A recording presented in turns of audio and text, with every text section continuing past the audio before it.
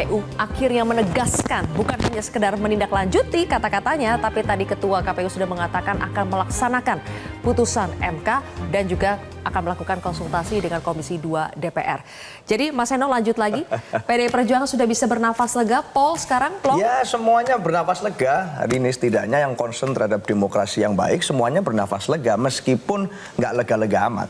Karena belum sampai di batas akhir tanggal pendaftaran KPU. Artinya sebelum PKPU keluar, sebelum nanti itu fix dan kemudian masyarakat bisa merasakan manfaat dari putusan MK kemarin, maka saya kira nafas lega itu harus agak tertunda.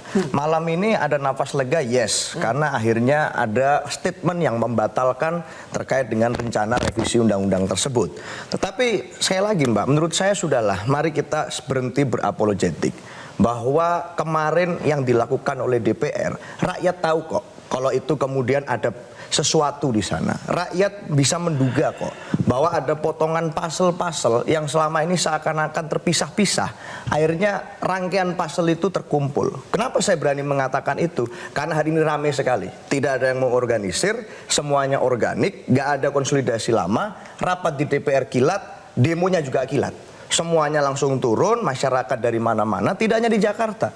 Artinya apa? Kesadaran ini tumbuh di mana-mana. Rakyat bisa menangkap bahwa jangan-jangan ini ada pat-pat gulipat antara elit politik tertentu yang ingin menciptakan situasi semacam ini untuk agenda politik tertentu. Maka kenapa saya berani bilang begitu? Yang di demo DPR, tapi poster yang diangkat oleh masyarakat tentang Raja Jawa. Yang di demo DPR, yang diangkat poster masyarakat tentang keluarga Raja Jawa dan dinasti, UUD, ujung-ujungnya dinasti. Tulisan itu yang muncul pada saat tadi penyampaian pendapat di mana-mana, yang begitu cepat semua kampus-kampus besar bersuara dan terjadi dengan begitu extraordinary. Maka saya rasa sebagai bagian dari politisi di negeri ini, kita semua rasanya sekali-sekali harus mengakui bahwa proses di DPR kemarin itu berlawanan dengan suara rakyat.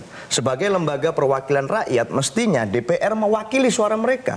Faktanya hari ini mereka marah. Rakyat marah terhadap DPR, rakyat marah terhadap pat-pat gulipat, rakyat tidak mau kecolongan lagi, maka rakyat bersuara.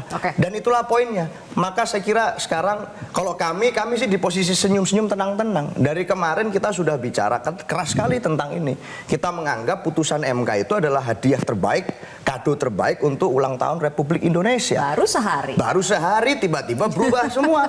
Akan dilakukan rancangan semacam itu.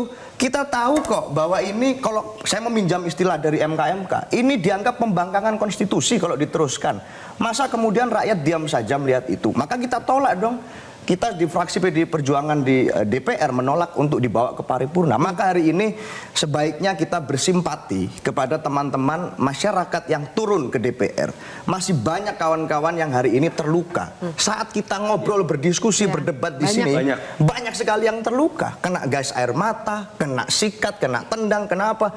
Semua mulai Freeport tadi. Masyarakat bisa melihat bagaimana rakyat Indonesia yang punya hak konstitusional untuk bersuara, untuk protes terhadap masa depan mereka yang mereka khawatirkan, lalu bertemu dengan aparat dan diperlakukan seperti itu. Hari ini mari kita bersimpati dengan mereka dan mengakui bahwa yang terjadi di DPR kemarin berlawanan dengan suara rakyat. Harus diakui gak tuh Bang Habib?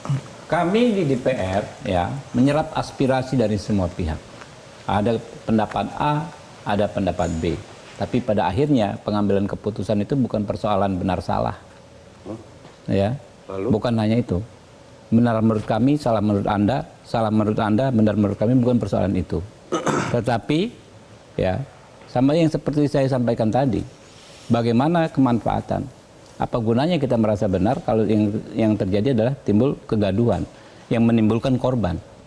Nah itu yang menurut saya dengan bijak harus kita hindari. Ini saya agak beda ya Sylvia ya, sorry. Buat saya, ini jadi pertanyaan, berarti Bang Habib saya anggap merasa tidak ada yang salah baik dalam proses yang terjadi kemarin ataupun substansi yang walaupun tidak sempat menjadi undang-undang. Ini buat saya jauh lebih penting. Kalau alasannya hanya kemanfaatan, takut ada kegaduhan, artinya DPR nanti akan bekerja didasarkan pada tes kepada reaksi publik. Kasian yang disebut Seno tadi akan muncul korban dulu, baru kemudian sesuatu yang tetap DPR anggap benar, tapi DPR harus ngalah. Kira-kira bahasanya seperti itu. Saya malah tertarik dengan ungkapan Bang Habib tadi. Karena menurut saya ini yang paling penting adalah bagaimana kita membongkar apakah DPR mengakui ada yang salah dalam proses yang dilakukan oleh Balik kemarin. Bagaimana DPR menjelaskan, silakan nanti Bang Nurin jawab, bahwa apa yang ada dalam revisi Undang-Undang Pilkada itu tidak masuk dalam RUU, tidak masuk dalam prolegnas prioritas. Kenapa tidak mendahulukan misalnya perlindungan pekerja rumah tangga, perlindungan obat dan makanan. Dan saya ingin juga jawaban, apakah itu sebetulnya reaksi dari keputusan MK atau nggak ada kaitannya, akui saja. Kalau emang MK salah, akui. Dan kami memang pengen bereaksi dan menggunakan kewenangan legislasi kami. Itu yang publik perlu tahu gitu. Dan kalau DPR merasa benar, jalankan fungsi sebagaimana mestinya. Dan kemudian berdebat dengan publik juga tidak masalah. Ya. Daripada kemudian atas nama kegaduhan, kami sengaja mengalah. Karena ini jadi sangat penting, ini presiden bagaimana kita bernegara ke depan. MK bisa melakukan fungsi sebagaimana mestinya, Presiden bisa melakukan fungsi sebagaimana mestinya, DPR juga bisa melakukan fungsi sebagaimana mestinya. Dan saya harus kritik keras, tidak jelas yang diungkapkan oleh seorang Presiden. Itu ya sebetulnya, perdebatan kebingungan pertamanya itu tentang konsistensi. Lah kok kalau Pilpres oke DPR, kok yang ini tiba-tiba nggak oke? Ada kelanjutannya. Ya, logika awam aja. Ya, itu kan logika yang paling dasar. Kok gitu sih? Makanya kemudian orang mulai bertanya-tanya. Masuklah itu si Raja Jawa. Masuklah itu si Barep dan si Bungsu. Kok harus semuanya dapat sih? Sebetulnya kan awal asal muasal itu kan kebingungan dari masyarakat itu. Jadi setuju konsistensi ya. Semua lembaga negara, ini pakar hukum, MK juga Mbak Fitri sampaikan konsisten juga. Kita setuju, saya termasuk orang secara pribadi maupun sebagai wakil ketua sudah yang lalu ya, sekarang nggak lagi, ya itu setuju ambang batas presiden itu nggak perlu, ambang batas presiden itu nggak perlu. Putusan hukum itu selalu kasuistis sih, nggak bisa digeneralisasi. Ini case-nya hampir sama gitu, substansinya sama. Nggak bisa, argumennya harus digali. Iya, jadi kita nggak bisa berdebat di sini juga. Tapi Mas Toto, satu hal juga yang harus kita apresiasi ya, gitu. Jangan kita pertentangan antara MK dengan DPR. Itu nggak boleh kita pertahankan karena sebenarnya DPR bukan menolak putusan MK itu, masing-masing melaksanakan kewenangannya itu. Nah, kita juga beri apresiasi kepada anggota. Saya belum cukup cerdas untuk memahami kalimatnya Bang Nurdin sebagai politisi senior gitu. Anggota DPR perlu kita apresiasi ya. Kenapa dia nggak datang? Itu tentu dia sudah memahami aspirasi rakyat sehingga batal diputuskan ini. Anggota DPR 500 lebih, yang datang cuma 82. Berarti Anda mengatakan yang 82 sangat tidak boleh kita apresiasi dan bersalah. Anda mengatakan kalau itu. menggunakan silogismenya seperti itu anggota DPR secara menyeluruh, bukan secara menyeluruh, dominan itu tidak datang, berarti dia menyerap aspirasi rakyat. Oke. Sip, kita perdebatkan soal ini ya Bang Habib. Menurut Mas Toto, ya, saya udah tahu. Udah tahu? Oke, udah. Jadi gini, justru disitulah memang situasinya. Faktanya seperti itu. Saya mau jujur, DPR itu kan 575 orang. Habibur Rahman nggak bisa mengatakan DPR secara keseluruhan. Tapi ya kita lihat bijaknya ya kawan-kawan mengikuti dinamika. Ketika terjadi peristiwa seperti itu, memang betul kami tidak menginginkan. Kalau saya tidak menginginkan. Nah, jadi ini relevan tadi dengan soal apa namanya PKPU yang besok akan dibahas ya. Sudah tahu hasilnya kok, pasti PKPU akan relevan dengan apa yang disampaikan Pak Sumi Dasko, apa yang disampaikan dengan konteks tadi. Mengikuti putusan Mahkamah Konstitusi. Karena yang terbaik seperti itu. Apakah menurut saya benar atau salah? Saya mempertanggungjawabkan semua semua tindakan saya kepada konstituen saya. Mana yang menurut saya benar saya lakukan, mana yang menurut saya salah tidak saya lakukan, gitu kan ya. Termasuk pada akhirnya tidak diundangkannya undang-undang ini. Nah, kemudian saya sepakat dengan Mbak Bivitri. Tidak ada kasus hukum yang sama. Jadi kalau Anda ngomong konsistensi, kita perlu kaca juga. Orang yang dahulu ya kan mempersoalkan misalnya putusan MK 90 sekarang di posisi yang berbeda. Begitu juga orang yang waktu itu tidak mempertahankan putusan MK sekarang ada di posisi yang berbeda. Susah juga kita, gitu loh. Tapi yang paling penting adalah benar, tidak ada kasus hukum yang sama. Makanya di dalam kita berhukum, kita itu paling terlarang itu menganalogikan. Ini sama gini, ini harus begini. Enggak, pertimbangannya masing-masing detail beda. petitum beda, petitum tuntutan beda, ya kan? Paragraf per paragraf beda, itu nggak bisa disamakan antara dua perkara gitu loh. Satu aja argumen Bang Habib, kenapa harus revisi undang-undang pilkada? Itu sudah disampaikan, ini belum revisi ya, pada akhirnya kan tidak revisi kan. Kenapa mau merevisi? Nanti dulu, ini pada akhirnya nanti dipotong-potong yang ini yang naik gitu kan. Kenapa mau direvisi? Enggak, ini kan Sudah disampaikan, Bos. Sudah disampaikan ya bahwa ini proses yang sudah berlangsung lama. Jadi tidak reaktif sama sekali Bang Habib bukan, ya? nanti dulu. Tapi tolong dijawab. Nanti dulu, makanya saya mau ngomong. Ya, karena reaktif tidak reaktif. Respon atau bukan respon, silakan dinilai. Tapi kan memang ada dinamika di Mahkamah Konstitusi, gitu kan ya. Dinamika, ada putusan dan lain sebagainya. Ketika kawan-kawan membuat putusan, apakah ini reaktif atau respon, ya silahkan saja dinilai. Nggak, tapi masa penilaian masyarakat nggak boleh? Oh, gitu? sangat boleh. Nggak, maksud saya kan tentang konsistensi itu, kenapa pada saat 90 semuanya oke. Yang ngomel ya Bibip, Hensat, Toto, gitu kan. Jadi begitu hal ini yang terjadi, ngomel juga makanya kita. kebalikannya, Pak. Enggak. Kita juga ngomel juga. Kebalikannya, waktu 90, ya kan ya, ada yang menentang, tapi ketika di perkara 60 sekarang tidak menentang. Enggak, kita juga. Enggak, bukan Anda. Bukan karena, enggak, maksud saya begini, bukan karena ada orang-orang yang seperti itu. Karena kita Makanya percaya binding itu loh, Bang Habib. Makanya sudah saya sampaikan relevan itu di lembaga yudikatif, Pak. Ya.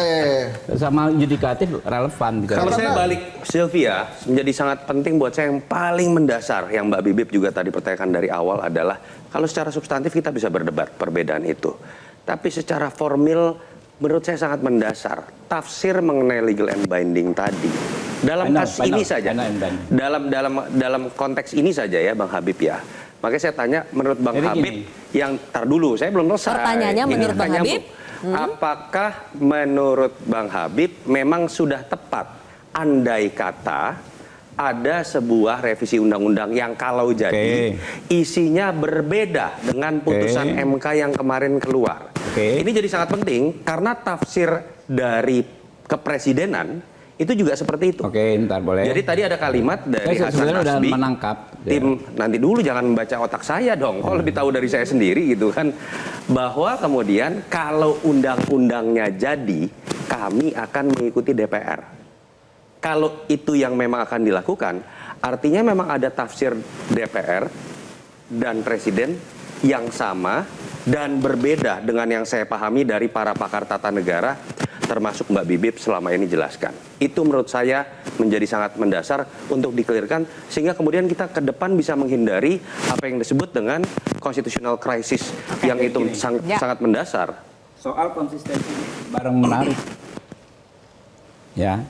MK dalam putusan kemarin itu mempersoalkan ini sebelumnya ini norma ini sudah dibatalkan oleh putusan Mahkamah Konstitusi.